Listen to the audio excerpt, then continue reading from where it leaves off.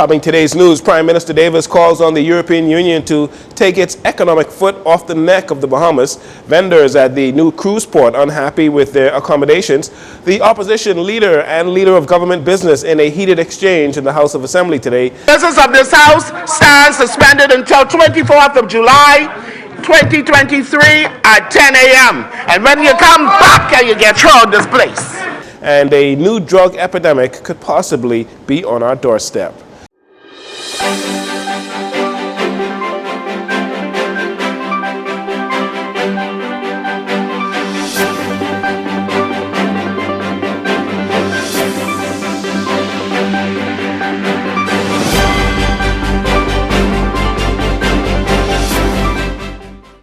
Good evening, Bahamas. I'm Jcn Saunders. This is your Jcn Evening News. It is a pleasure to have you join us.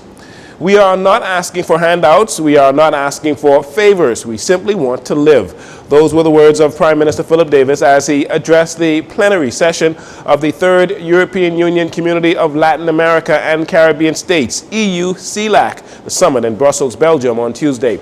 Prime Minister Davis, hitting hard for the Bahamas, called on the EU to take its economic feet off the neck of the Bahamas. Prime Minister Davis charged that blacklisting the Bahamas is indefensible and immoral. He said that as he spoke of the impacts of climate change on our country. Prime Minister Davis said it is known what is needed to be done, along with strengthening our defenses against rising sea levels, rains, and floods that come with Category 5 hurricanes. The European Union must remove the Bahamas from its blacklist and do it now.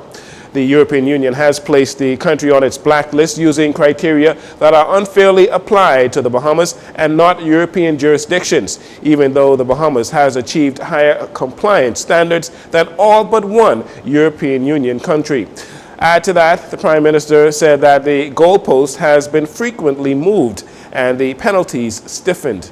He notes that when it comes to insurance, any remittances from European reinsurers as a result of claims are automatically reduced by 25%, making it more difficult for the Bahamas to rebuild. Not only that, he said the Caribbean region is close to becoming uninsurable, caught in a vicious cycle of damage, repair, and rebuild. Prime Minister Davis called for the European Union to support the Bahamas becoming self-insured, noting that with an EU funding of $100 million, we can rebuild ourselves. The Prime Minister asked the European Union to act now on its commitments already made so that the Bahamas can save itself.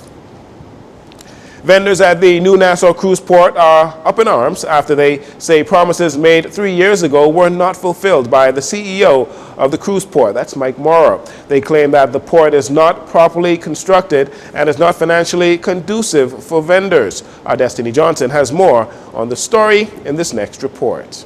Vendors at the new Nassau cruise port say they are frustrated after 3 years of unfulfilled promises, unfair contracts, cramped working conditions, and stipulations on what they can and cannot sell.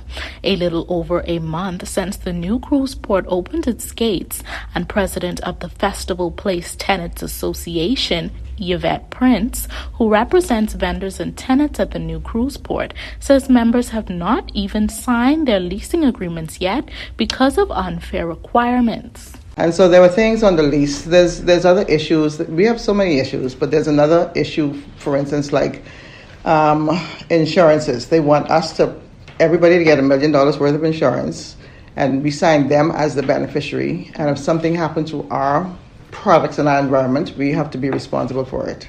That don't make sense to me. I mean, I think that Nassau Cruise Port should have insurance for the cruise port.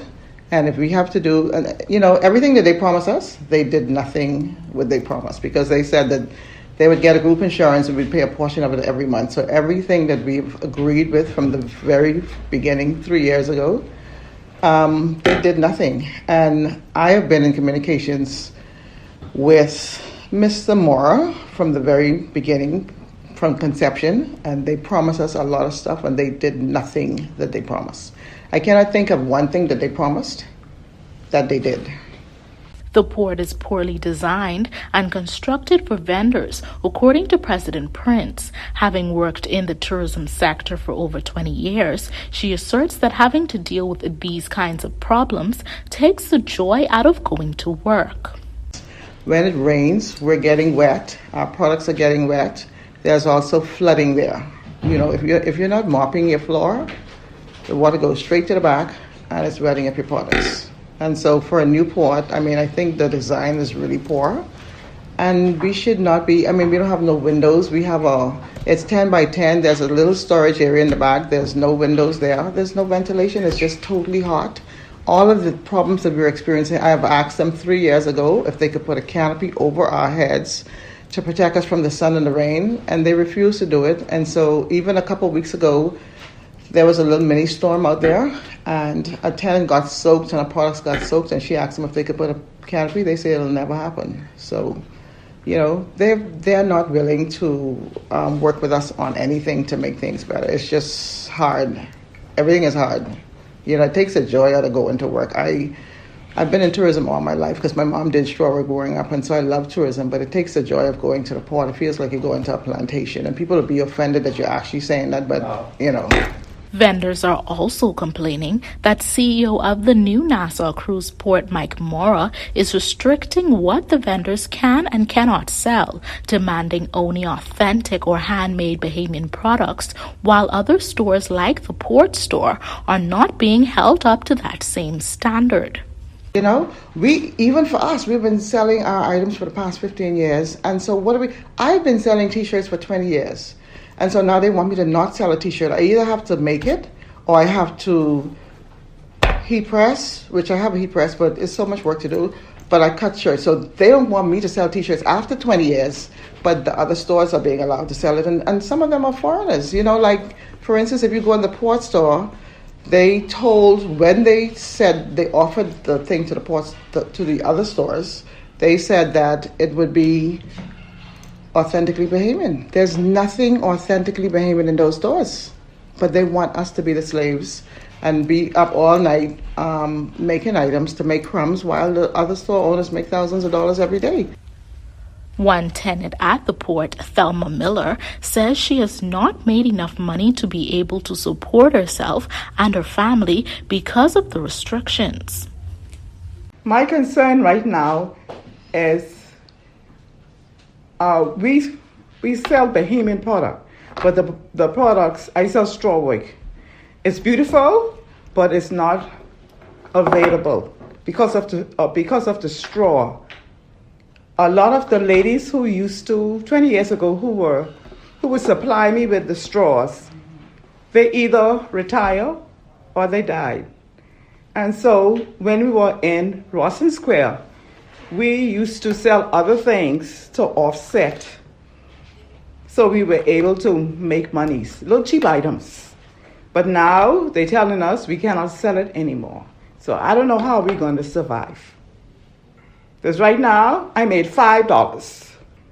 $5 cannot help me. Oh my God. The Festival Place tenant's president claims that Mr. Mora had no intention of carrying out any of the promises made when the cruise port was in its construction phase, as he refused to put anything in writing. President Prince goes on to say, following the signing of the Memorandum of Understanding between the government and the cruise port, Mr. Mora turned on the Bahamian vendors and betrayed them. As for what will be the next course of action for the vendors if there is no resolution, President of the Trade Union Congress, Obie Ferguson, says the TUC will do what has to be done to protect its members. For Jcn News, I'm Destiny Johnson. Thanks for that report, Destiny. Members returned to the halls of Parliament this morning, where they debated the Governor General's Volunteer Society Bill, which was read for a second time and committed. However, the Speaker of the House of Assembly had her hands full as things took an argumentative turn when the leader of the official opposition, Michael Pintard, stood to question the government in relation to the decision by Immigration and Labor Minister Keith Bell, who he is accusing of overruling senior immigration officials on January 17th to force the release of as many as 100 Chinese nationals working illegally at the British Colonial Hilton Hotel. Leader of Government Business in the House, Obi Welshcombe, the member of West Grand Bahama and Bimini, objected to the line of questioning. Yesterday, Madam Speaker, while preparing for this bill, the Governor General's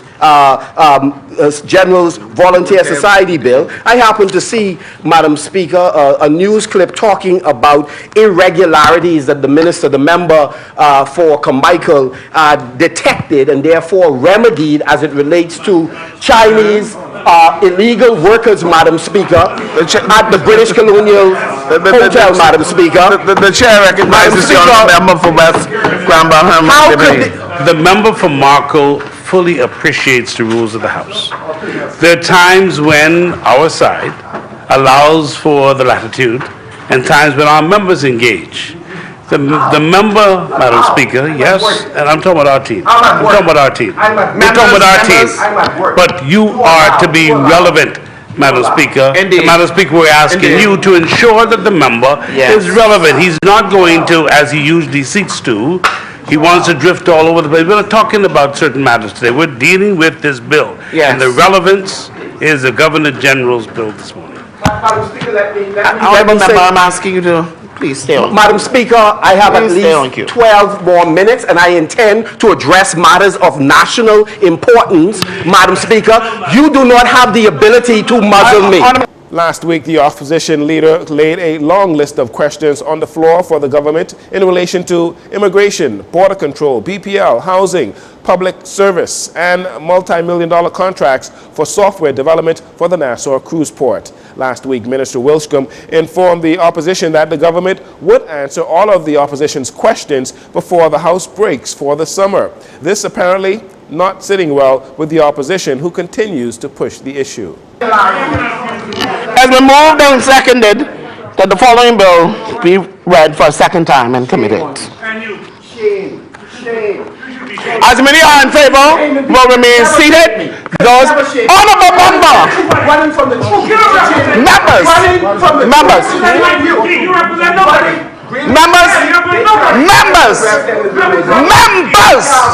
this is the last time I come in the call. I'll find you. Sergeant at Arms, get ready. Because the next one who raised their voice in here, the next one who gets up out of context in here, will be going down the red carpet. It is shame. Honorable member for Marco City. Members will return to Parliament on Monday, July 24th at 10 a.m. when the opposition is expected to continue to push the government to answer those questions forthwith. President of the Bahamas Electrical Workers Union, Kyle Wilson, voicing his concern following a tour of the Central and North Andros Power Station last week Friday, where he found BPL workers doing their jobs under a ganep tree and using the restroom in nearby bushes. He says the lack of proper facilities has been an ongoing problem for years that continue to fall on deaf ears. When we look at the restroom areas at the Central Power Station and the kitchen, it's absolutely deplorable. It's not even fit for a wild animal.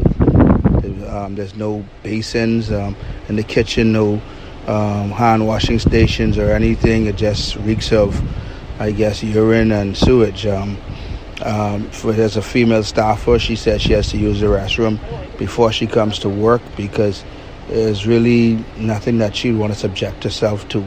And then you'd have to even go outside of the operating room to get to that, which could be a danger at night, especially with one person working and persons just pulling up to the station, demanding questions, wanting to know when the area is being cut on and off.